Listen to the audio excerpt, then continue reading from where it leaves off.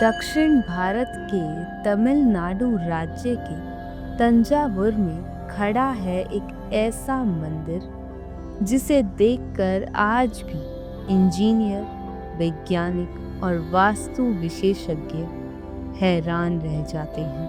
1000 साल से भी अधिक पुराना ये मंदिर केवल आस्था का केंद्र नहीं, बल्कि प्राचीन भारत की वास्तुकला और गणित का जीवित प्रमाण है।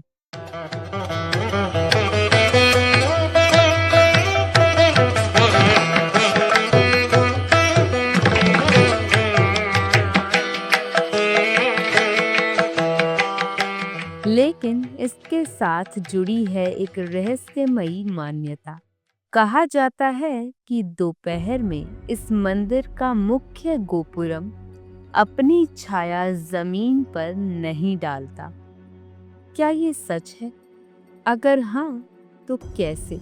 और अगर नहीं, तो फिर ये कथा कहाँ से आई? आज हम तथ्य और रहस्य दोनों के साथ इस प्रश्न की परतें खोलेंगे।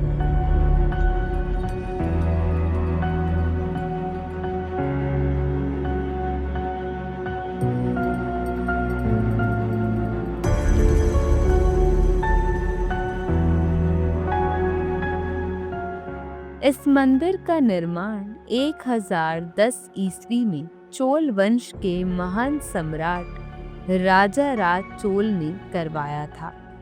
ये मंदिर भगवान शिव को समर्पित है और इसे राजराजेश्वरम भी कहा जाता है।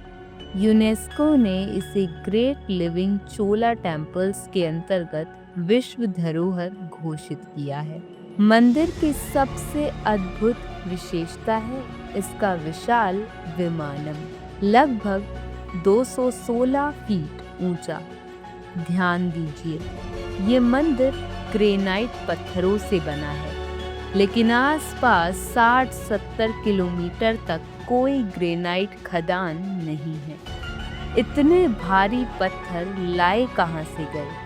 इतनी ऊंचाई तक चढ़ाए कैसे गए? कुछ इतिहासकार मानते हैं एक लंबा ढलानदार रैंप बनाया गया था जो कई किलोमीटर दूर तक फैला हुआ था। ये तकनीक मिस्र के पिरामिडों की याद दिलाती है।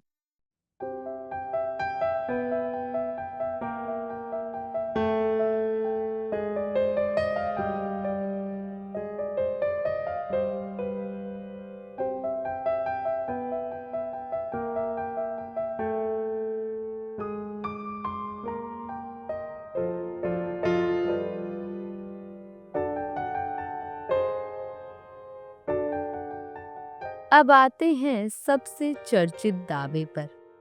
क्या सच में दोपहर में इसका साया नहीं पड़ता? वास्तविकता ये है कि भौतिकी के नियमों के अनुसार कोई भी वस्तु प्रकाश में बिना छाया के नहीं रह सकती। तो फिर ये बात क्यों कही जाती है? असल में मंदिर का शिखर पिरामिड जैसी ज्यामितीय संरचना में बना है। जब सूर्य ठीक ऊपर होता है, विशेषकर अप्रैल-मई के महीने में, तो छाया बहुत छोटी हो जाती है और मंदिर के आधार के भीतर ही समा जाती है। इसलिए देखने वाले को ऐसा लगता है कि छाया है ही नहीं। ये कोई चमत्कार नहीं, बल्कि अद्भुत ज्योमेट्री, खगोल ज्ञान और वास्तुशास्त्र का परिणाम है।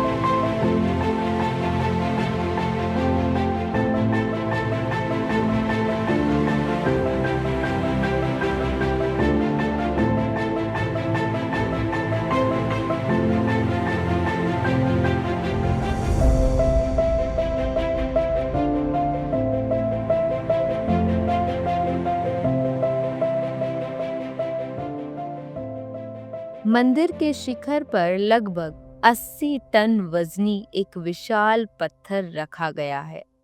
सोचिए, 1000 साल पहले बिना क्रेन, बिना आधुनिक मशीनों के इतना भारी पत्थर इतनी ऊंचाई पर कैसे रखा गया होगा। इतिहासकारों का अनुमान है कि मिट्टी का एक लंबा ढलान बनाया गया, जिस पर हाथियों और श्रमिकों की मदद से पत्थर ऊपर ले जाया गया। ये केवल श्रम नहीं था, ये था सटीक गणना, संतुलन और संरचनात्मक समझ।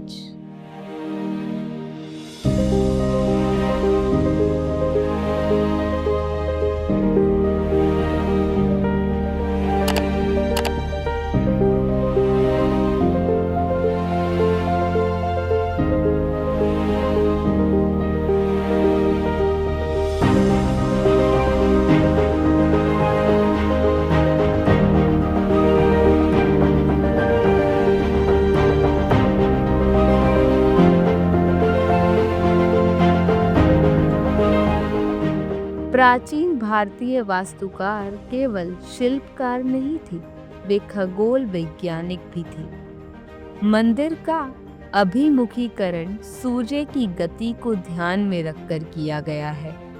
दक्षिण भारत की भौगोलिक स्थिति और सूर्य के कोण को समझकर ये डिजाइन बनाया गया। जब सूर्य शीर्ष के पास होता है तो छाया का फैलाव न्यूनतम हो जाता है। ये घटना केवल यहाँ ही नहीं, बल्कि भूमध्य रेखा के आसपास के कई स्थानों पर देखी जा सकती है। लेकिन 11वीं सदी में इतना सटीक खगोलीय ज्ञान होना, यही इसे असाधारण बनाता है।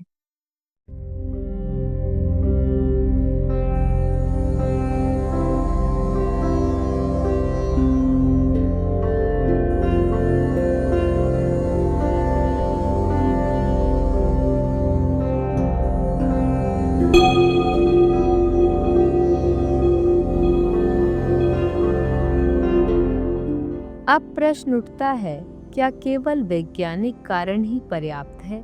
आध्यात्मिक दृष्टि से देखा जाए तो शिव अहंकार के नाश का प्रतीक है। छाया अक्सर हमारे अहंकार या अंधकार का प्रतीक मानी जाती है।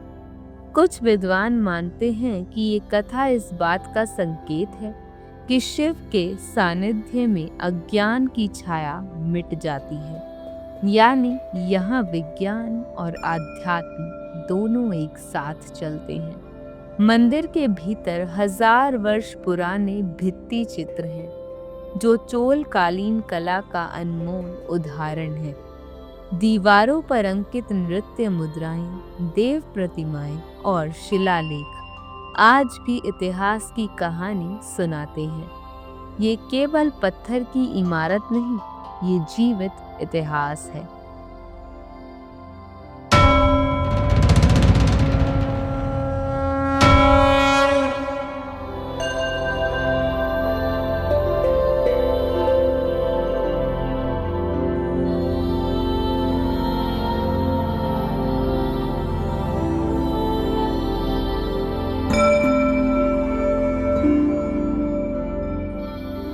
अगर आप पूछें क्या सच में साया नहीं पड़ता, तो उत्तर होगा छाया पड़ती है, लेकिन उसका फैलाव और स्थिति ऐसी होती है कि वो दिखाई नहीं देती। ये दावा पूरी तरह अलौकिक नहीं है, लेकिन इसे केवल मिथक कह देना भी उचित नहीं, क्योंकि जिस सटीकता से ये संरचना बनाई गई, वो अपने आप में चमत्कार से कम नहीं।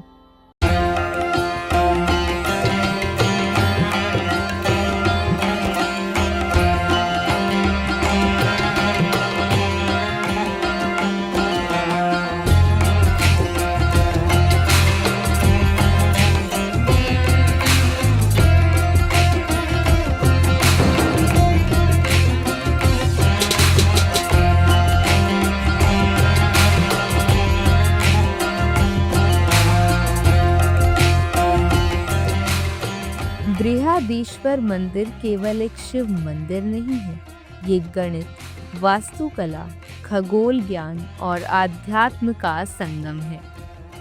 साया नहीं पड़ता, ये कथन भले ही शाब्दिक रूप से पूर्ण सत्य ना हो, लेकिन ये उस महानता का प्रतीक है जिसे शब्दों में बांधना कठिन है। जब अगली बार आप तंजावुर जाएं, दोपहर की धूप में उस विशाल शिखर को देखिए और स्वयं से पूछिए, क्या ये केवल पत्थर है या हजार वर्षों से खड़ा एक मौन रहस्य। उम्मीद करती हूँ आप सभी को ये जानकारी बेहद पसंद आई होगी। वीडियो को लाइक और चैनल को सब्सक्राइब करना ना भूलें।